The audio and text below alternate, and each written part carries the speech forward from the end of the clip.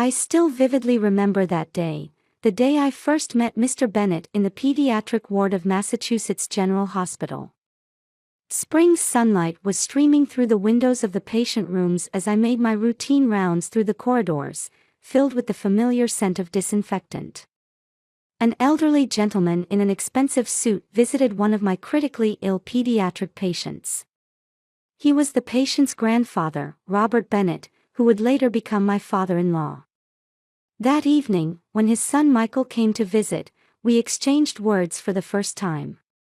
He greeted me, in my nurse's uniform, with a natural, warm smile.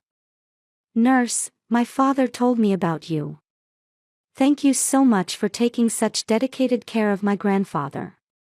He spoke to me in a gentle tone, quite different from his father's stern demeanor, with a smile that radiated warmth.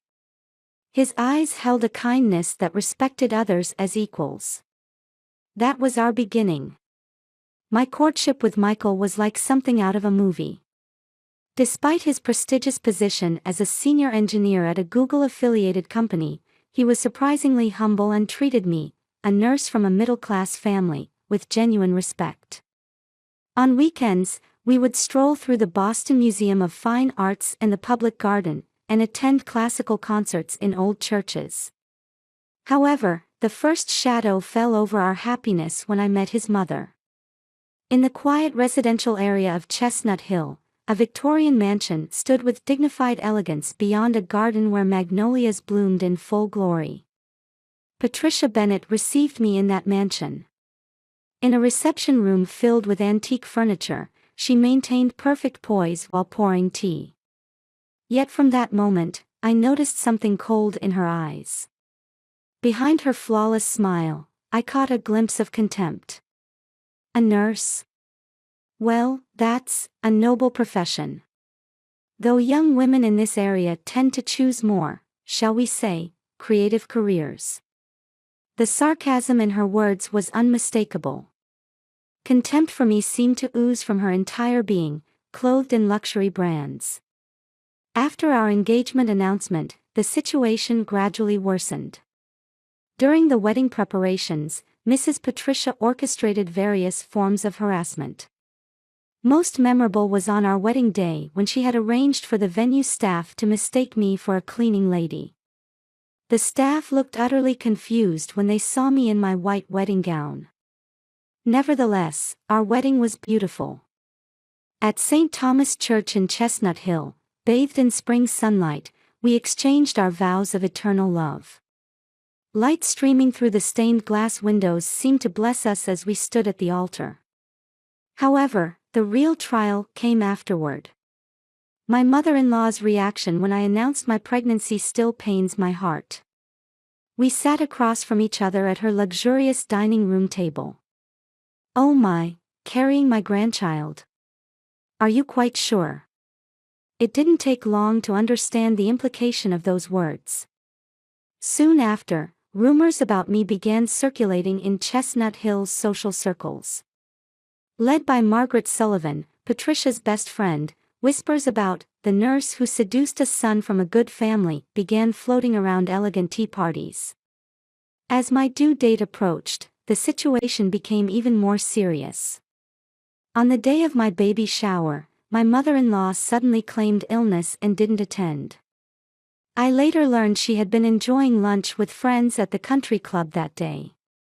Photos had been posted on social media but were quickly deleted. My husband Michael, caught up in a busy period at work, hadn't noticed the gravity of these events. Between late-night meetings and overseas business trips, he tried his best to care for me, but his kindness only highlighted my loneliness. I was forced to face this twisted situation alone. The day I first held our daughter Emily in my arms at the hospital, I made a vow. I would protect this child from any form of discrimination. Her brown hair and blue eyes were proof of our love. However, that resolve would be tested sooner than I expected. That Sunday morning began with gentle spring sunshine. Cherry blossoms and dogwoods were in full bloom along the tree-lined streets of Chestnut Hill, and white magnolia flowers swayed in the breeze in the garden of the old Bennett family mansion. Holding Emily, I hesitated for a moment at the entrance. Looking up, the elegant Victorian building seemed to loom over me intimidatingly. The heavy wooden door with its brass knocker gleamed, telling tales of the house's history. "Welcome, Jennifer." Patricia opened the door with a perfect smile. She wore a Carolina Herrera two-piece suit, specially ordered for today, with a Van Cleef and Arpels necklace sparkling at her throat. Her bearing was as elegant as if she were gracing the cover of the Social Register. About 30 guests had already gathered in the reception room. The cream of Chestnut Hill society was elegantly sipping champagne, surrounded by antique furniture. Under the large crystal chandelier hanging from the ceiling, vases filled with spring flowers scattered light across the tables. "Oh, so this is the baby everyone's been talking about." Margaret Sullivan approached, dispensing false pleasantries. Her eyes examined Emily as if appraising an unusual exhibit. "Does she really look like Michael?" Small laughs rippled through the room at her words.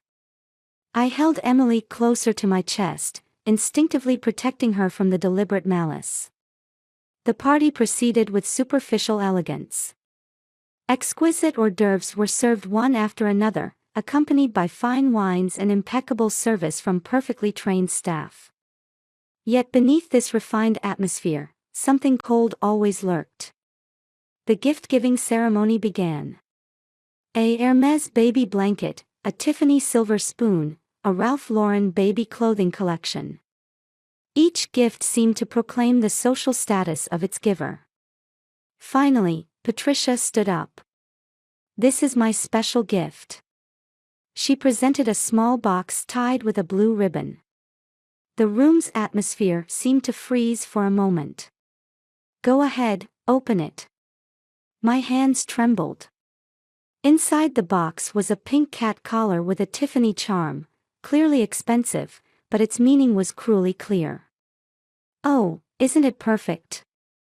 Patricia's voice rang through the reception room. "After all, this child is the offspring of a stray cat my son picked up, isn't she?" Malicious laughter filled the room.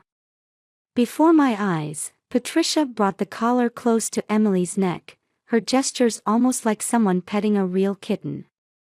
"Please stop." My voice trembled. But Patricia pretended not to hear and moved the collar even closer to Emily's neck. The baby began crying, distressed by the sudden contact. "There, perfect." More laughter echoed through the room. Tears rolled down my cheeks. At that moment, I thought to take out my smartphone and record this scene. With trembling hands, I pressed the record button as discreetly as possible. "Oh, Jennifer. Why are you crying? Can't you take a joke?" Patricia's voice dripped with false concern, but her eyes gleamed triumphantly. "I'm sorry. Emily seems unwell." I stood up and hastily left the room. I could still hear laughter behind me. In the hallway, I immediately called Michael. It went to voicemail. Right, he had mentioned an important meeting today. On my way to the entrance, I passed Robert Bennett on the landing. He seemed about to say something when he saw my tear-stained face, but I couldn't stop. Back home, I immediately went to my computer and backed up the video from my phone. Then I began organizing the emails and photos I had been saving as evidence of the harassment. Wiping away tears, I strengthened my resolve. No more running away. This humiliation would be the last. That night, Michael returned home after 11 p.m. His tired expression told of a day spent chasing Silicon Valley project deadlines. His dark navy suit was slightly wrinkled from long hours of video conferences. "Jennifer? You're still up?" Michael stopped when he saw me waiting in the living room. He immediately noticed my red, swollen eyes. "What happened?" Did something happen at Mother's party? Those words triggered something in me. All the emotions I had been desperately holding back came flooding out. Your mother, she did something to Emily. With trembling hands, I took out my smartphone and played the video. The cruel laughter from that room played through the speakers. The screen clearly showed Patricia bringing the cat collar close to Emily's neck. The color drained from Michael's face. He sat down slowly on the sofa, his eyes fixed on the screen. Is this some kind of joke? His voice betrayed the confusion of someone confronted with an unbelievable reality. This is no joke. This is what your mother did to our daughter in front of 30 people today. But this is just the tip of the iceberg. I opened my computer and began showing him the evidence I had collected. Harassing emails from before the wedding. Deliberate spread of rumors in social circles. The baby shower incident. All organized chronologically in folders that opened one after another. Why didn't you tell me before? Michael's voice shook. Because you were busy. And, honestly, I had my pride. I wanted to handle this situation on my own. Michael stood up with a deep sigh and walked to the window. His reflection was visible in the window overlooking the night view. Mother, she's always been a perfectionist. I knew she was overly concerned with family background, education, and social status, but I never imagined it would go this far. He turned back and looked straight into my eyes. Jennifer, I'm so sorry. I should have noticed. I failed to protect my wife and daughter from this treatment. His words brought fresh tears to my eyes, but this time they were tears of relief. But that's enough. I can't stay silent anymore. That collar was the final insult. Michael nodded slowly. Let's go see Father tomorrow. Father he'll make the right decision. That night, we talked for a long time. By Emily's bedside as she slept, we planned our next steps. Occasionally, we could hear the baby's peaceful breathing. Each time, it renewed our determination. The next morning, in the car heading to Robert Bennett's law office, Michael spoke quietly. Mother needs to change. If she won't, then we need to change the definition of family. The morning sun reflected brightly off the skyscrapers in Boston's financial district. Robert Bennett's office was on the top floor. In the reception area filled with the rich scent of leather, the secretary announced our arrival. I've been expecting you. Robert Bennett received us in his spacious office surrounded by large windows. Dressed in a navy Brooks Brothers suit, his expression suggested he had already sensed something. I've already heard about yesterday's incident from Margaret Sullivan's daughter. She was deeply ashamed of her mother's behavior. He had already begun taking action before we showed our evidence. As expected of a senior partner at a major law firm. His efficiency gave me some comfort. However, I didn't expect this much evidence. Robert's expression grew increasingly stern as he watched the video. This is clear psychological abuse. Against a 2-month-old infant, no less. He sighed deeply and took a photograph from his desk drawer. It was a photo of a younger Patricia. She always had a tendency to demand perfection. But that was also a reflection of her own insecurities. I've heard her mother was similar. I leaned forward at those words. You mean, this has been a generational issue? Yes. The values peculiar to high society have been passed down in a distorted form through generations. But that's no excuse. Rather, we must break this cycle now. Robert stood and walked to the window. Looking down at Boston's cityscape, he spoke his decision. From today, we begin concrete action. First, we'll inform the church authorities. Then report to the charity organizations she's involved with. And simultaneously. He paused for a moment. We'll begin divorce preparations. This is my decision. She needs time to deeply reflect on her actions. The air in the room froze at those words. That's. I couldn't hide my confusion. I hadn't expected things to escalate this far. Jennifer, don't worry. This is between Patricia and me. It's also my responsibility for pretending not to notice for so long. Robert's voice carried firm resolve. However, there's something we need to do first. Call an emergency family meeting. Patricia needs to understand the gravity of her actions. He returned to his desk and called his secretary on the intercom. Prepare the conference room immediately. I'll contact Patricia directly. After hanging up, he turned to us. This will be a difficult time. But remember this. This decision is also for Emily's future. I don't want her to inherit these distorted values. A heavy atmosphere hung over the top floor of the skyscraper housing Robert Bennett's law office. The main family members had already gathered in the conference room. The first thing that caught my eye was Patricia's clearly distressed state, unusual for someone known for her graceful composure. She couldn't hide her confusion at her husband's emergency summons, and even her usually perfect makeup seemed slightly disheveled. What is this meeting for? So early in the morning. Her voice held a hint of anxiety beneath its usual arrogance. You'll know soon enough. Robert's voice was cold. He sat at the end of the large conference table, reviewing documents. Family members arrived one after another. Patricia's sister Elizabeth, her brother James, and Robert's brother Richard. All took their seats, unable to hide their agitation. Michael and I were directed to sit next to Robert. From the conference room windows, Boston's cityscape spread out before us. Church spires were visible through the morning haze. Somewhere, church bells struck 9. Let's begin.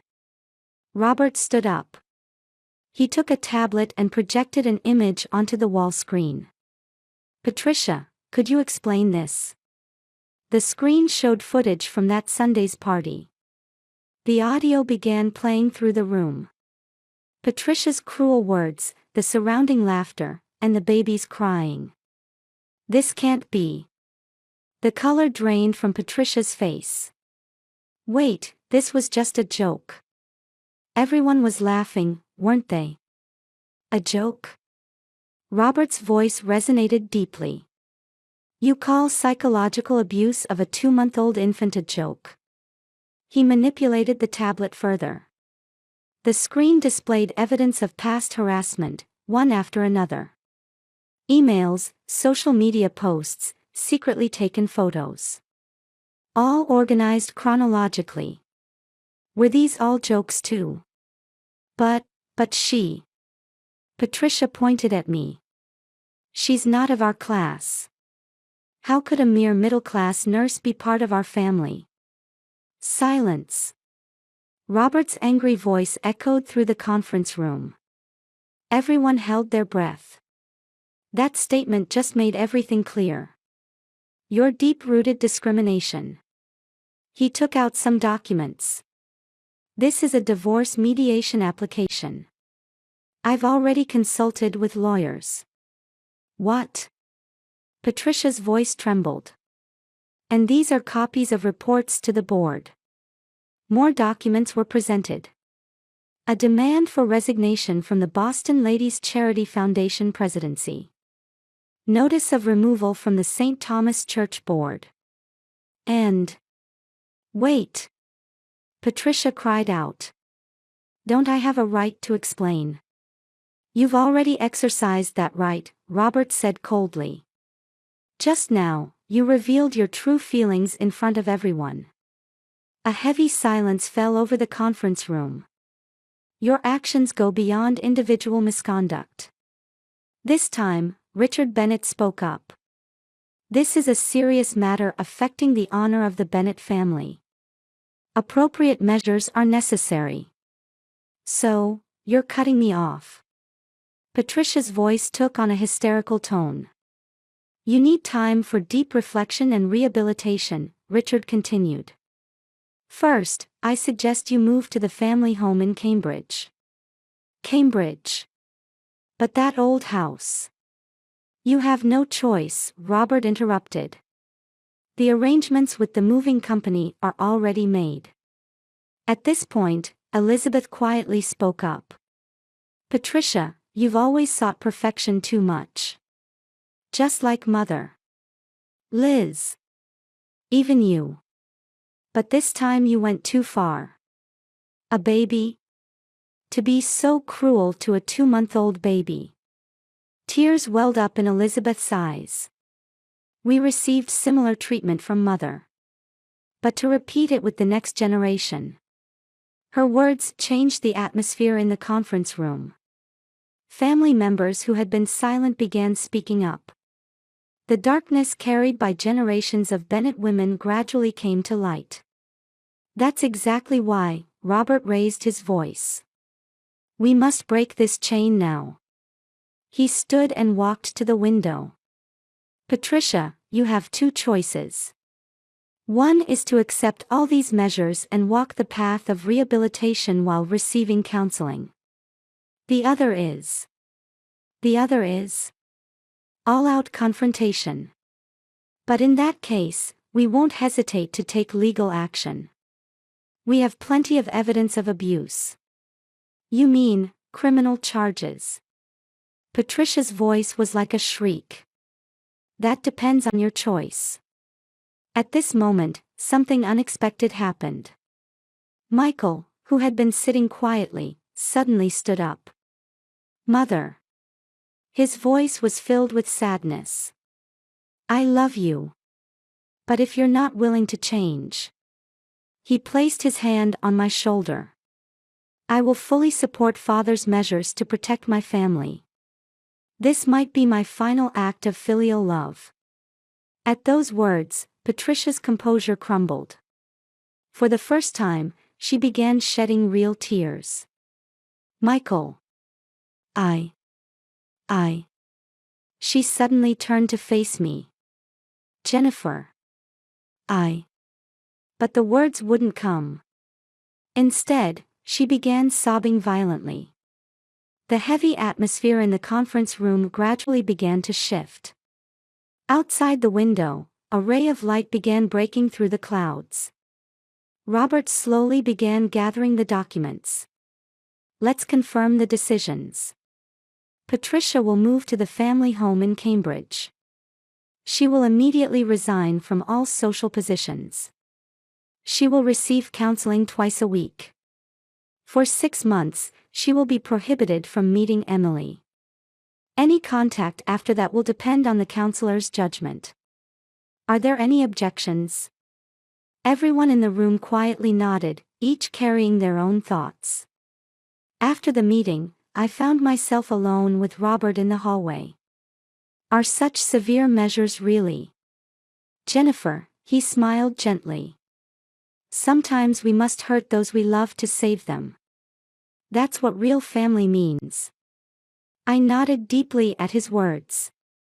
Outside the window, spring sunlight embraced the city, announcing the beginning of a new season. Change sometimes brings pain. But true healing lies beyond that pain. Our new family story was about to begin. About 6 months after that day, the scenery in Chestnut Hill had changed to autumn colors. In the garden of our new home, maple leaves were falling, and warm afternoon sunlight streamed in. Emily was now 8 months old. She lay on a baby blanket in the garden, reaching for the colorful fallen leaves with an innocent smile. Her brown hair had grown a bit longer, and her blue eyes sparkled with curiosity. Watching her smile makes everything feel worthwhile. I turned at Michael's voice behind me. He had been working from home more often lately. Even after his promotion to new project leader, he chose to prioritize time with his family. How was the counselor's report today? Michael let out a deep sigh. Mother is changing, little by little. Especially, she's finally starting to face the root causes of her behavior. Patricia had been living quietly in the family home in Cambridge. The twice-weekly counseling sessions had apparently become a major turning point for her. Last week, I received a letter from Mother. Michael pulled an envelope from his pocket. On expensive stationery, Patricia's neat handwriting formed the words. For years, I've avoided facing the darkness within me. I unconsciously accepted the values inherited from my mother as absolute, unable to recognize their distortion. The letter contained her first sincere confessions. Through counseling, I'm beginning to understand how cruel and inhumane my actions were. Particularly, my behavior toward an innocent baby can never be forgiven. I closed my eyes involuntarily. The memory of that day still comes back occasionally. Jennifer, I want to offer my heartfelt apology for everything I've done to you and Emily. I couldn't read any further. Tears were flowing from my eyes. Mother isn't asking for forgiveness, Michael said quietly. I think she just needed to acknowledge her mistakes and put them into words. Just then, we heard a car approaching from beyond the garden. Ah, Father. Robert Bennett entered the garden in his usual navy suit. Recently, he had been visiting every weekend, cherishing his time with his granddaughter. Ah, what beautiful weather today. He approached Emily with a broad smile. His usually stern expression always softened completely in front of his granddaughter. Looking at this child's smile reminds me of what truly matters in life. Robert had been saying such things more often lately. The divorce mediation was complete, and he had begun walking a new path in life. By the way, he turned to us, I heard from Elizabeth the other day. Elizabeth, Patricia's sister, currently works as a psychological counselor in the Boston suburbs. She says Patricia's changes are definitely progressing. Particularly, she's beginning to show deep understanding of the trauma inherited from her mother and its impact on the next generation. Michael and I exchanged glances at those words. Actually, I have one more thing to report. Robert pulled a photograph from his jacket pocket. It showed a young Patricia holding baby Michael. She often looks at this photo during counseling sessions, apparently, to remember her pure love as a mother. The autumn sunlight gently illuminated the photograph. The doctor says we might be able to lift the visitation restriction soon. I felt my heart beat strongly at those words. However, Robert chose his words carefully. Jennifer's wishes take absolute priority. There will be no pressure. I watched Emily playing on the lawn. She was picking up fallen leaves and examining them with sparkling eyes. Let me think about it. Just then, Emily suddenly turned to us and flashed a brilliant smile. At that innocent smile, I made my decision. But I think, someday, Emily will need her grandmother. Michael gently embraced my shoulders. There's no need to rush, Robert said kindly. Little by little, at your own pace. That's the best medicine. A pleasant breeze swept through the garden in the evening light. Red maple leaves danced down as if in blessing. Our new family story had only just begun. Surely, various trials still awaited us ahead. But we're not afraid anymore. Because we've learned that true strength isn't about seeking perfection, but about accepting imperfection, learning from it, and growing together. Emily picked up another fallen leaf.